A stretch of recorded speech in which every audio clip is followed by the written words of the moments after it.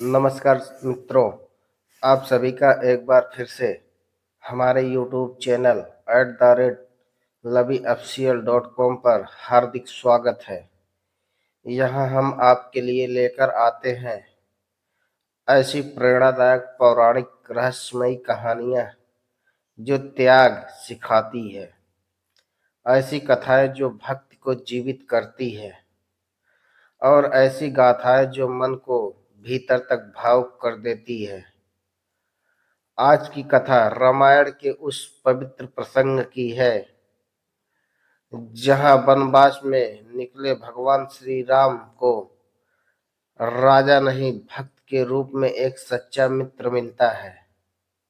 यह कथा है भील राज निषाद राज गुह की। तो चलिए कथा आरंभ करते हैं। गंगा के इस पवित्र प्रदेश पर भीलों का अधिकार था और वहां के राजा का नाम गुह था। गुह केवल एक वीर और लोकप्रिय शासक ही नहीं था, बल्कि वह श्री राम का अनन्य भक्त भी था। जब उसे यह समाचार प्राप्त हुआ कि भगवान श्री राम अपने लघु भ्राता लक्ष्मण और पत्नी सीता के साथ वन गमन करते हुए उसके राज्य की सीमा में प्रवेश कर चुके हैं, तो उसका हृदय उल्लास और श्रद्धा से भर उठा। वह अपने मंत्रियों, परिजनों और भील वीरों के साथ तत्काल श्री राम के स्वागत के लिए निकल पड़ा। जैसे ही गुह की दृष्टि वल्कलधारी राम, सीता और लक्ष्मण पर पड़ी, उसकी आंखें भर आई। गुह को देखते ही भगवान श्री राम स्वयं आगे बढ़े और उसे प्रेम पूर्वक गले लगा लिया। राजा होकर भी वनवासी राम को इस दशा में देखकर गुह का हृदय व्याकुल हो उठा। वह करुण स्वर में बोला, हे रामचंद्र, यह संपूर्ण प्रदेश आपका ही है। आप यहाँ के अधिपति बनिए, हम सब आपके दास हैं।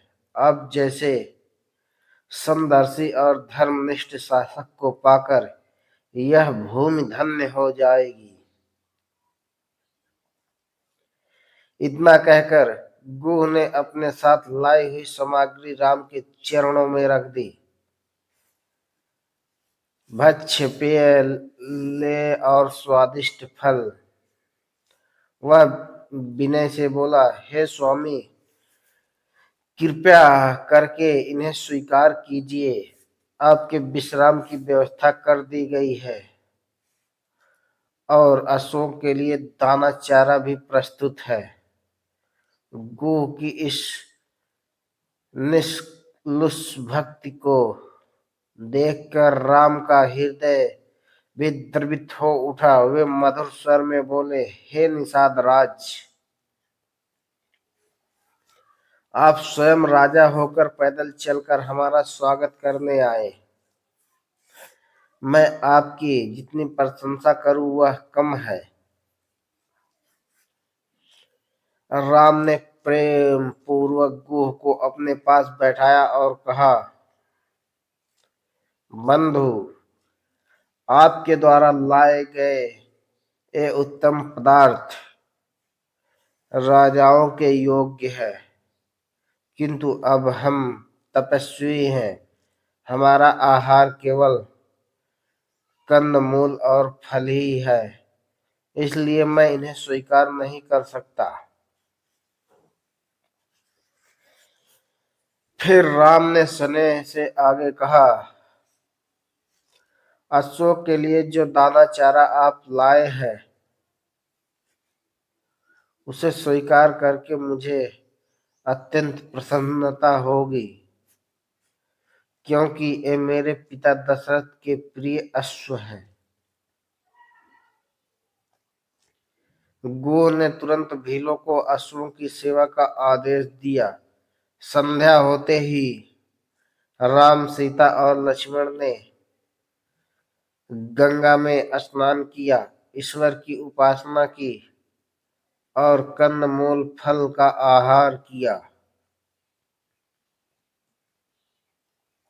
इसके बाद गो उन्हें उस कुटिया तक ले गया जहां उसने अपने हाथों से तृण की सैया बनाई थी। कुटी के द्वार पर खड़े होकर गो भावुक स्वर में बोला, हे दशरथ नंदन, आप विश्राम करें, मैं आपका दास हूं। मैं पूरी रात्रि जागकर आपकी रक्षा करूंगा। यह सुनकर लक्ष्मण बोले, हे गुहराज, आपकी भक्ति और निष्ठा पर मुझे पूर्ण विश्वास है, किंतु मैं भैया राम का सेवक हूं। मैं भी पूरी रात पहरा दूंगा। उस रात्रि गो और लक्ष्मण कुटी के बाहर एक शिला पर बैठकर पहरा देते रहे। लक्ष्मण ने अयोध्या में घटित समस्त घटनाएं गुह को सुनाई। भक्ति, त्याग और मित्रता की उस पावन रात्रि में समय का आभास ही नहीं हुआ और इस प्रकार वह रात्रि बीत गई जैसे कुछ पता ही ना चला हो। धन्यवाद मित्रों। यह कथा कैसी लगी कमेंट बॉक्स में जरूर बताएं। हमारे चैनल @lovyofficial.com को सब्सक्राइब जरूर करें, जहां हम प्रतिदिन लेकर आते हैं प्रेरणादायक पौराणिक रहस्यमयी कहानियां। धन्यवाद मित्रों।